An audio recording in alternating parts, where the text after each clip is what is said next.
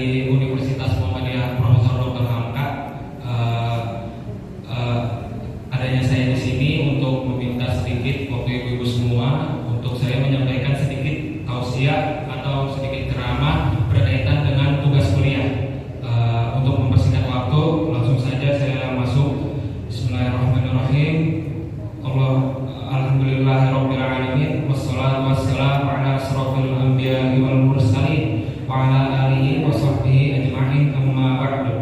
Pertama-tama marilah kita panjatkan puji dan syukur kita kepada kehadirat Allah Subhanahu wa taala yang telah memberikan kita semua kenikmatan, baik nikmat iman, nikmat sehat, nikmat Islam, dan tentunya masih banyak nikmat lagi yang telah kita terima dari Allah Subhanahu wa taala.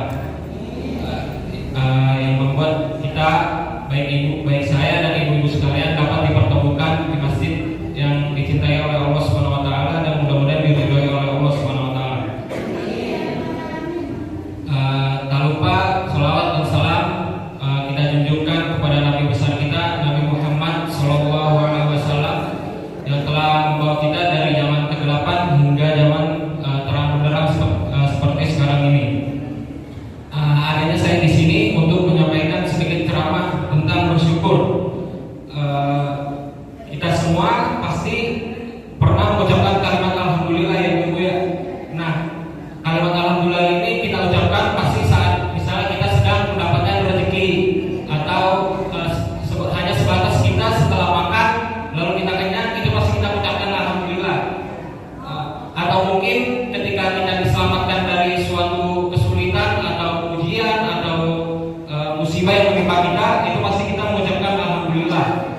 Nah, kalimat alhamdulillah yang kita ucapkan ini itu hanya sebagian kecil dari cara kita bersyukur.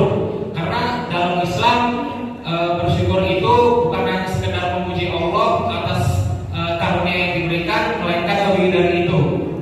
Nah, lalu bagaimana bersyukur yang sempurna dalam Islam itu? Di dalam Islam bersyukur itu tidak hanya dengan lisan ibu, tetapi ada tiga. Yang pertama bersyukur dengan hati, lalu yang kedua bersyukur dengan lisan, lalu yang ketiga bersyukur dengan perbuatan. Lalu bersyukur dengan hati itu seperti apa? Bersyukur dengan hati itu seperti halnya kita itu menyadari atau mengetahui bahwa nikmat-nikmat yang kita dapatkan itu asalnya itu dari Allah. Jadi kita ketika kita misalnya dapat rezeki, oh ini kita tahu nih dari Allah, lalu karena itu kita bersyukur. Lalu yang kedua bersyukur dengan lisan.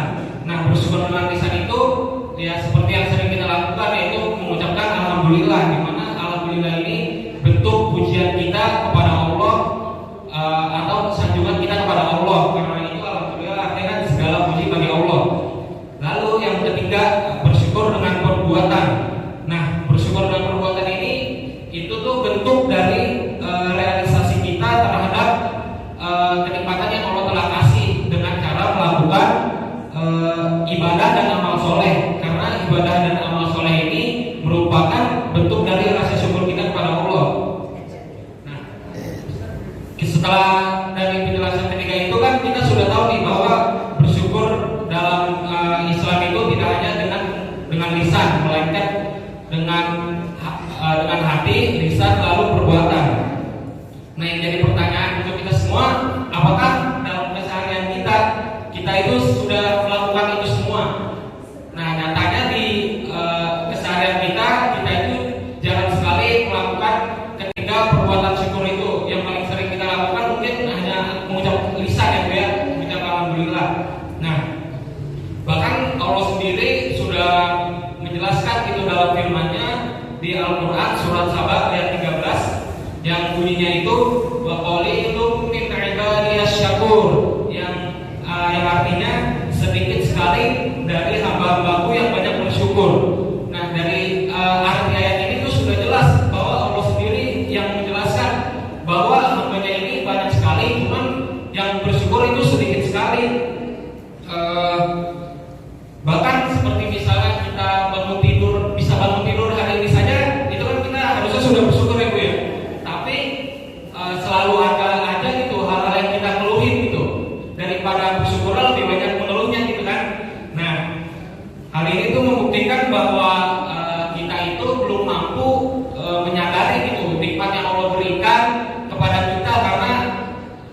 kita menyadari misalnya kita bisa bangun tidur lalu kita bersyukur, itu kan pasti kita bersyukur gitu. Yang mana bersyukur ini berkaitan dengan bersyukur dengan hati. Nah, lalu kalau misalnya kita bersyukur dengan hati aja itu masih suka lupa, lalu bagaimana kita mau bersyukur dengan lisan dan perbuatan tadi, Ibu ya? Lalu sebenarnya saya untuk itu kan saya sebenarnya ada satu cara gitu, bagaimana cara agar kita itu bisa terus senantiasa bersyukur kepada Allah dengan cara kita melihat orang yang saat ini berada di bawah kita, tapi tanpa merendahkan ya Ibu. Karena Nabi pun bersabda gitu dalam hadisnya yang bunyinya, lihatlah orang yang ada di bawah kalian dan janganlah kalian melihat orang yang ada di atas kalian, karena sesungguhnya hal itu lebih pantas agar kalian tidak merasa kurang terhadap nikmat yang Allah berikan. Hadis riwayat Tirmizi. Nah, ini itu kan sering terjadi dalam kehidupan kita sehari-hari, yang mana misalnya kita melihat orang yang mungkin hidupnya lebih enak dari kita, lalu mungkin duitnya lebih banyak dari kita, lalu kita menjadi merasa iri, nah jadi tidak bersyukur. Nah, kenapa ini bisa terjadi? Ya karena tadi kita melihatnya orang yang ada di atas kita. Tapi beda lagi kalau misalnya kita itu melihat orang yang ada di bawah kita, seperti menyadari gitu, oh ternyata masih banyak loh di luar sana orang-orang yang hidupnya lebih susah dari kita, terus lebih kurang dari kita. Ketika kita menyadari hal itu, ini akan membuat kita bersyukur. Terakhir mungkin dari saya akan saya tutup dengan Quran, dengan firman Allah, Al-Quran surat Ibrahim ayat 7, yang mana pasti ibu-ibu sudah sering sekali mendengar ayat ini, yang bunyinya la'in syakartum la'azidannakum wa la'in kafartum inna adabi lasyadid, yang artinya sesungguhnya jika kamu bersyukur niscaya aku akan menambah nikmat padamu, tetapi jika kamu mengingkari nikmatku sesungguhnya azabku benar-benar sangat keras. Jadi kesimpulannya itu, marilah kita ibu, baik saya maupun ibu sekalian, untuk senantiasa terus bersyukur kepada Allah. Karena insya Allah jika kita terus bersyukur, Allah akan selalu menambah nikmat kita.